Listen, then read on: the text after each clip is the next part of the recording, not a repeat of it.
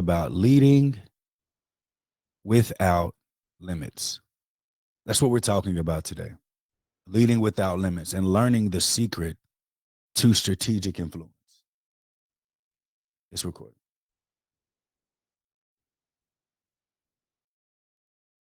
Remembering that you cannot lead without limits if you put natural limitations on yourself.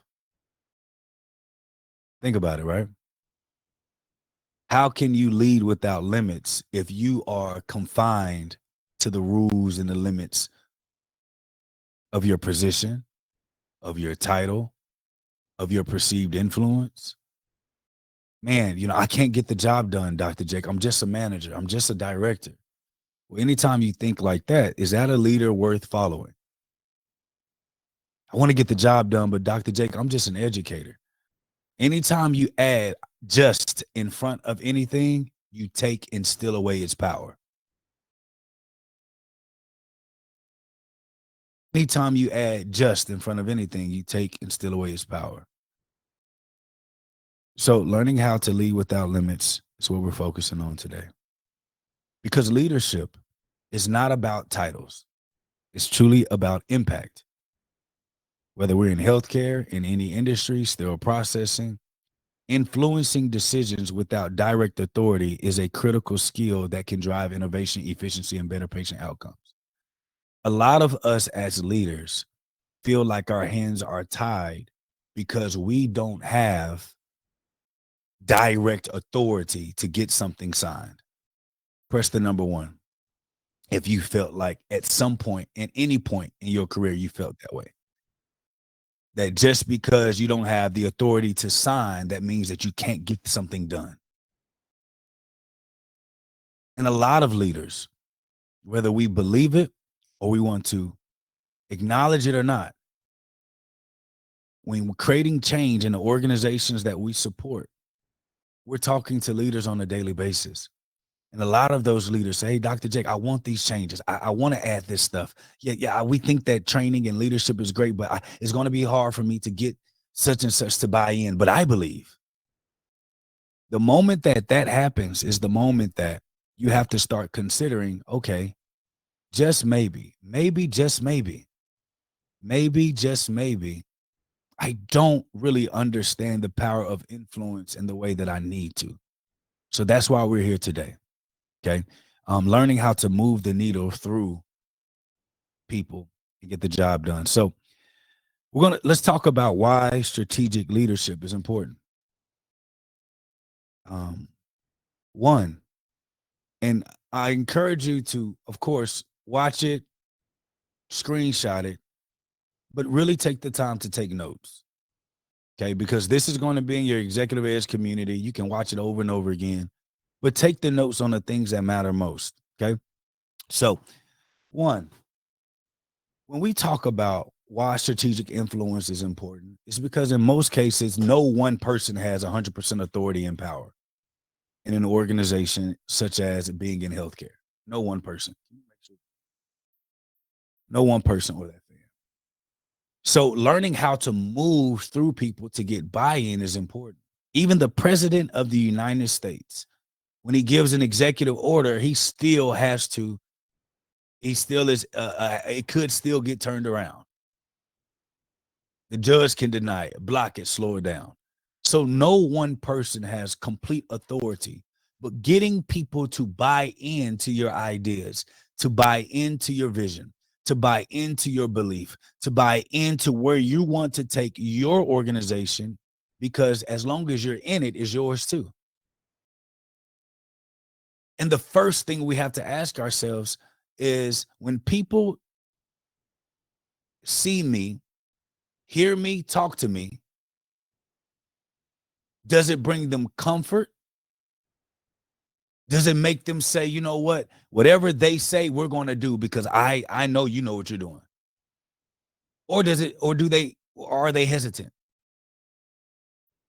Do they say, yes, I agree, but then take forever to show you that they agree?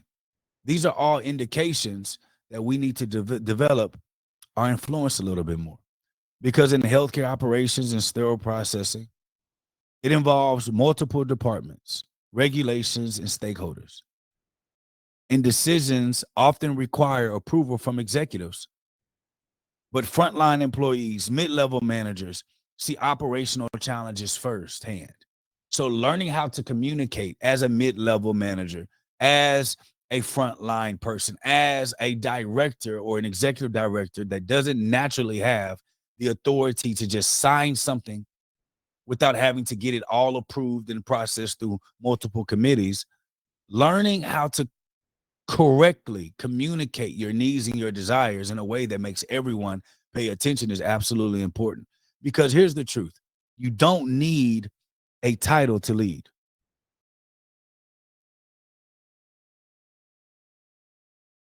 But what you do need is influence, because with influence, you can propose solutions, you can shape decisions, and you can drive change even without signing authority.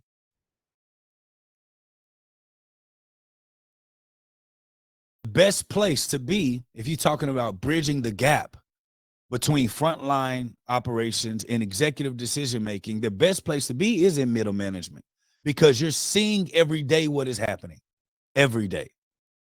And you're in the meetings with the executives, or you want to be in the meetings with the executives. How can you bridge the gap? We're letting the executives to know what problem or what's going on, while also ensuring that you can create that change. These are the things that we have to understand. So in order to do it, we have to understand the difference between influence and authority.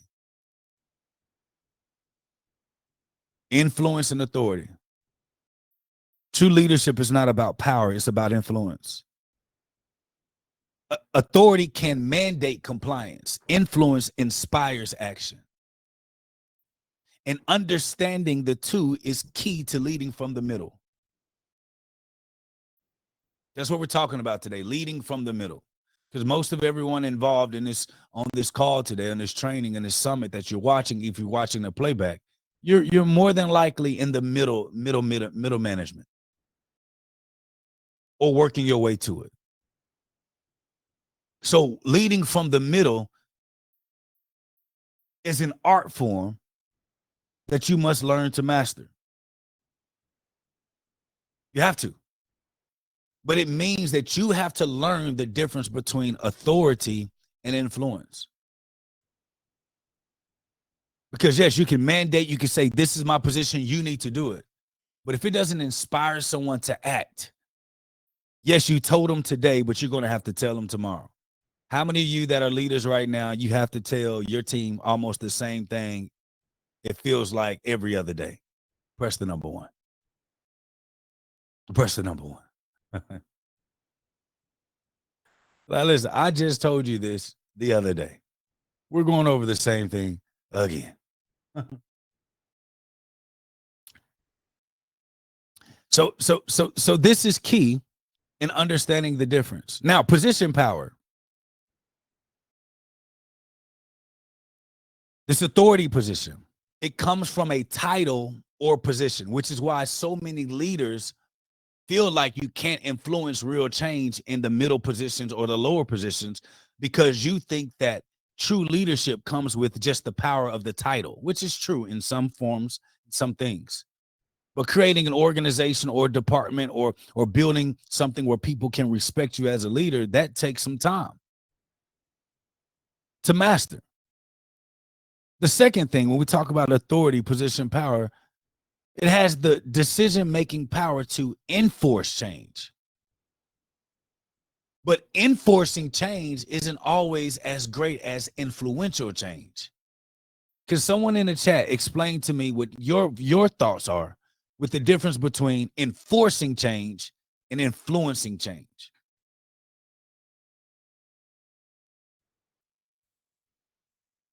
Let's be quick. Let's be quick. I told y'all this is going to be like class. In the chat, in the chat.